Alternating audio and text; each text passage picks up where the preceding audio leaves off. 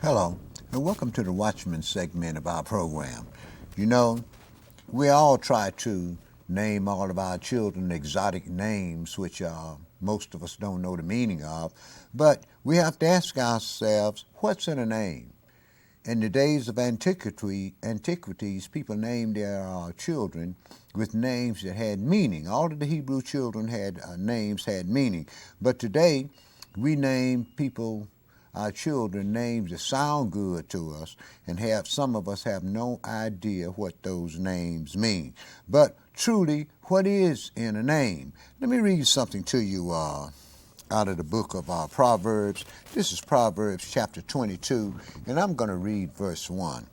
King Solomon said, "A good name is rather to be chosen than great riches, and loving favor rather than silver and gold." So we have to be careful of what the names that we give our children, and understand that everything has a name. The Gentiles name after all of their pagan deities after pagan God. All of the planets have names like Mars, Jupiter, Venus, and so forth. And these were gods that the Euro-Gentiles worship before they added their Jesus to their gods. And when you look around today and consider the holy days that man called himself celebrating, especially their two main days, Christmas and Easter, you'll find out that these days are tied up steep in paganism, in the worship of their gods. The Romans had gods for everything.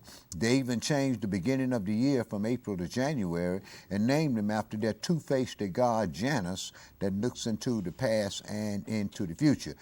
And people tell me, say, well, hey, the creator, the true creator of all things, he has many names. No, he doesn't. He has many titles.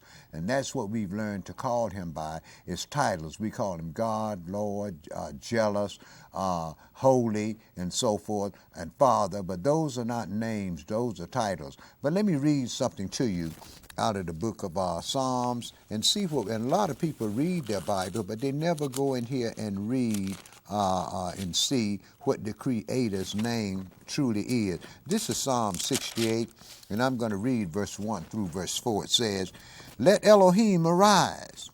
Let his enemies be scattered. Let them also that hate him flee from before him. As smoke is driven away, so drive them away. As wax melts before fire, so let the wicked perish at the presence of Elohim. But let the righteous be glad. Let them rejoice before Elohim. Yea, let them exceeding rejoice. Sing unto Elohim, sing praises to his name. Extol him that rideth upon the heavens by his name, Yah." Extol him that rides upon the heaven by his name, Yah. Now, to understand that, what we have to do is we have to get back into the book of Exodus and deal with some things that were said in the book of Exodus, so we can understand that when you say Lord, there are lords many. Lucifer is a lord. All of the pagan deities is a lord. And as a matter of fact, this is what they used to call Baal, was Lord. So when you say Lord, you can be talking about anyone, but not the true and the living God that created everything. But let me read something to you in the book of Exodus. This is Exodus chapter 3, and I'm going to read verse 10 through verse 15. It says, now Moses had went up and he met the God of Israel. And let's see what happened here. This is Exodus 3, and I'm going to start this at verse 3. It says, "And the angel of Yahweh appeared unto him in the flame of fire out of the midst of a bush, and he looked, and behold, the bush burned with fire, and the bush was not consumed. And Moshe said, I will now turn aside to see this great sight, why the bush is not burned. And when Yahweh saw that he turned aside to see, he called unto him out of the midst of the bush and said, Moshe, Moshe. And he said, Here am I. And he said, Don't come near here. Put the shoes from off your feet, for the place wherein you stand is holy ground. Moreover, he said, I am the Elohim of your father, the Elohim of Abraham, the Elohim of Isaac, and the Elohim of Jacob. And Moshe hid his face and was afraid to look upon Elohim. And Yahweh said, I have surely seen the affliction of my people which are in Egypt, and have heard their cry by reason of their taskmasters, for I know their sorrows. And I am come down to deliver them out of the hand of the Egyptian, to bring them to a land, unto a good land, and a large, unto a land that floweth with milk and honey, unto the place of the Canaanites, the Hittites, the Amorites, the Perizzites, the Hivites, and the Jebusites. Come now, therefore, and I will send you unto Pharaoh, that you may bring forth my people, the children of Israel, out of Egypt. And Moshe said unto Elohim, Who am I that I should go unto Pharaoh, and that I should bring up the children of Israel out of Egypt? Now, if you notice, Pharaoh had a name, Moses had a name, even the Messiah had a name. Everybody, when we go through the Bible, we pick up names of all the prophets and so forth, and the writers of the Bible. Everybody had a name, but today people don't call on the name of the living God. Who they call on is their pagan deities, and that most people don't even know his name. And let me go ahead and finish this. It says, verse 13. And Moshe said unto Elohim, Behold, when I come unto the children of Israel and say unto them, The Elohim of your fathers has sent me unto you, and they shall say unto you, What is his name? What shall I say unto them? And Yahweh said unto Moshe, I am that I am.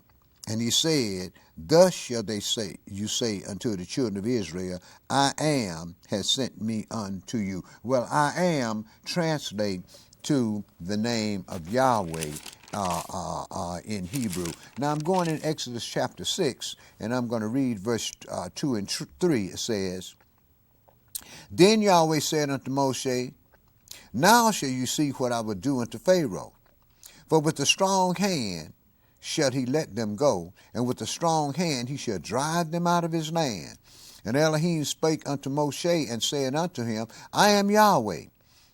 And I appeared to Abraham and to Isaac and to Jacob by my name Elohim Almighty.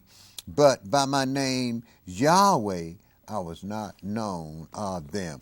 Now I'm going in chapter 20 and read some more. There's too much evidence in the scripture to let you know that the creator of all things have a name. This is why he said, Call upon my name and I will deliver you. And most people don't know his name, but yet still they claim to serve someone who they don't even know. Now this is Exodus chapter 20, and I'm going to read verse 22 through verse 24. It says, And Yahweh spake unto Moses, Thus shall you say unto the children of Israel, You have seen that I have talked with you from heaven.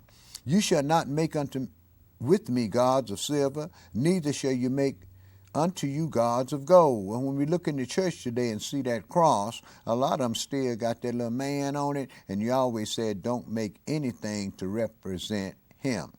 But we have to understand that we got Christianity from the same people that brought us over here as captives, so we have to be careful as to the names that we use in the religions that we practice, because most of the religions that we practice, if you look them up in the encyclopedia, some Euro-Gentiles started them less than 600 years ago. Verse 24, An altar of earth shall you make unto me, and you shall sacrifice thereon burnt offerings, and thy peace offerings, thy sheep, and your oxen, and all places where I record my name. I will come unto thee, and there will I bless thee. Where he record his name and not his title. Now let's go into Exodus chapter 34, and I'm going to read some things out of Exodus. I'm going to read verse 5 through verse 7. It says, And Yahweh descended in the cloud, and stood with him there, and proclaimed the name of Yahweh. And Yahweh passed by before him, and proclaimed, Yahweh, Yahweh Elohim, merciful and gracious, long-suffering and abundant in goodness and truth, keeping mercy to thousands, forgiving iniquity and transgression and sin, and that were no means clear the guilty, visiting the iniquity of the fathers upon the children, and the children's children until the third and fourth generation. What we got out of that, though, is that the name that he proclaimed to Moshe was once again the name that the children of Israel has always used throughout history, and that is Yahweh. What the Gentiles did when the books was translated was they took the holy names out and put capital L, capital O, capital R, capital D, which is Yahweh, and then put capital G-O-D, which is really a title that means the word Elohim, which translate into English as God. But the name is truly Yahweh. Now I'm going in the book of, like I said, I'm going into the book of Deuteronomy. I'm going into Deuteronomy chapter 16, and I'm going to read Deuteronomy chapter 16, verse 1 through verse 6. We have to understand that all names have meaning, and the God that I serve, the God that the Hebrews served, the God that all the apostles and all the people in the Bible, the Hebrews in the Bible served, his name is Yahweh. It's always have been Yahweh, and it always will be Yahweh. This is Deuteronomy chapter 16, and I'm going to read verse 1 through verse 6. It says, "Observe the month of Abib, which come in April, and keep the Passover to Yahweh your Elohim. For in the month of Abib, Yahweh your Elohim brought you forth out of the land of Egypt. You shall therefore sacrifice the Passover unto Yahweh your Elohim of the flock and of the herd in the place where Yahweh choose to place his name there.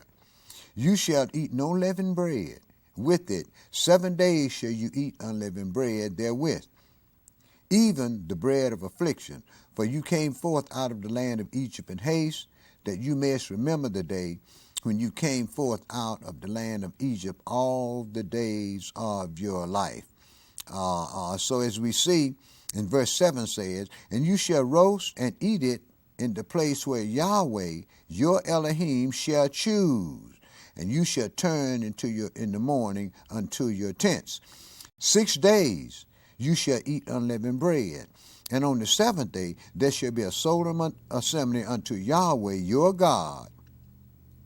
Thou shalt do no work." Now let me go a little further into this. I'm going into Psalms chapter 20. Like I said, it's too much evidence here to tell you that the creator of all things have a name. And many people saying they serve him and they don't even know their name. How can you serve someone and pray to someone that you don't even know their name? The Messiah had a name, didn't he? All the apostles had names, didn't he? Well, what make us think that Yahweh don't have a name? He just have titles. This is Psalms chapter 20, and I'm going to read verse 1 through 7. It says, "Yahweh hear you in the day of trouble. The name of the God of Jacob defend you. Send you help from the sanctuary and strengthen you out of Zion. Remember all your offerings and accept all your burnt offerings. Grant you according to your own heart and fulfill all of your counsel. We will rejoice in your salvation, and in the name of our God will we set up our banners. Yahweh fulfill all your petition. Now I know that Yahweh saves his anointed. He will hear him from his holy heaven with the saving strength of his right hand. Some trust in chariots and some in horses, but we will remember the name of Yahweh our Elohim." Okay? They are brought down and fallen, but we are risen and stand upright. Save Yahweh, let the King hear us when we call. Now, I'm going into prophet Isaiah and see what the prophet Isaiah had to say. This is Isaiah chapter 52. I'm going to read Isaiah chapter 52, and I'm going to start. This is Isaiah 52, and I'm going to read verse 1 through verse 7. "Awake, awake, put on your strength, O Zion. Put on your beautiful garments, O Jerusalem, the holy city. For henceforth there shall no more come unto thee the uncircumcised and the unclean." He's talking about the kingdom age when the Messiah will return and set up a governmental system on this earth, that no people, no strangers, unclean people are going to be allowed to come into the holy city of Jerusalem. Verse 2. "Shake yourself from the dust. Arise and sit down, O Jerusalem. Loose yourself from the bands of your neck, O captive daughter of Zion. For thus saith Yahweh, you have sold yourselves for naught, and you shall be redeemed without money. For thus saith the Adonai Elohim, my people went down aforetime into Egypt to sojourn there, and the Assyrians oppressed them without cause. Now therefore, what have I here, saith Yahweh, that my people are taken away for naught, and they that rule over them cause them to howl, saith Yahweh, and my name continually is blasphemed. Therefore my people shall know my name. Therefore they shall know in that day that I am he that does speak. Behold, it is I. How beautiful upon the mountains are the feet of him that bring good tidings, that publish peace, that bringeth good tidings of good, that publish salvation, that say unto Zion, behold, your God, who is Yahweh, reigns. Now, I'm going into Isaiah chapter 12, and I'm going to read verse 1 through verse 6 and see what we can get out of that. Isaiah chapter 12, and I'm going to start this at verse 1. It says, and in that day you shall say, O Yahweh, I will praise you. Though you was angry with me, your anger is turned away, and you comfort me. Behold, Elohim is my salvation. I will trust and not be afraid. For Yahweh is my strength and my song. He has also become my salvation. Therefore, with joy shall you draw water out of the wells of salvation. And in that day shall you say, praise Yahweh, call upon his name, declare his doing among the people, make mention that his name is exalted. Sing unto Yahweh, for he has done excellent things. This is known in all the earth. Cry out and shout, thou inhabitants of Zion, for great is the Holy One of Israel in the midst of you. And they called him by his name, which is Yahweh. Now, what I like to do, I'm going into Acts chapter 3, and we're going to see what took place in the New Testament. Acts chapter 3, and I'm going to read verse 13 through verse 16. It says, the God of Abraham and of Isaac and of Jacob, the God of our fathers, has glorified his son, Yeshua, whom you delivered up and denied him in the presence of Pilate when he was determined to let him go. But you denied the Holy One and the just, and desired a murderer to be granted unto you, and killed the Prince of Life, whom Elohim has raised from the dead, where we are witnesses. And his name, through faith in his name, has made this man strong, whom you see and know. The faith which is by him has given him this perfect soundness in the presence of you all. But what name did they glorify? They glorified the name of Yeshua, who most people like to call Jesus, but his name was Yeshua. Jesus is a pagan deity. They glorified Yeshua, and they glorified Yahweh himself. Now, I'm going in the book of John and read some things out of St. John. St. John chapter 12, and I'm going to read St. John chapter 12, verse 28. It says, Father, this is the Messiah talking now. He says, Father, glorify your name. Then there came a voice from heaven said, I have both glorified my name, and I will glorify it again. So, as we see, Yahweh has a name. The Messiah's father has a name. Well, why is it that we call him by a title, which is God? And like I said before, there are gods many. Now I'm going to read something to you out of St. Matthew chapter 2, and I'm going to read verse 1 through verse 5. Now when Yeshua was born in Bethlehem of Judea, in the days of Herod the king, behold, there came wise men from the east to Jerusalem, saying, Where is he that is born King of the Jews? For we have seen his star in the east, and are come to worship him. When Herod the king had heard these things, he was troubled, and all Jerusalem with it. And when he had gathered all the chief priests and scribes of the people together. He demanded them where the Messiah should be born. They said unto him, In Bethlehem of Judea, for thus it is written by the prophet, And you, Bethlehem, in the land of Judah, are not the least among princes of Judah, for out of you shall come a governor that shall rule my people Israel. So the Messiah said that he was coming in his father's name, not necessarily in his father's title, but in his father's name. And once the kingdom is set up on this earth, then truly man will glorify the God of Israel. Now I'm going back in the Old Testament. I'm going back in the book of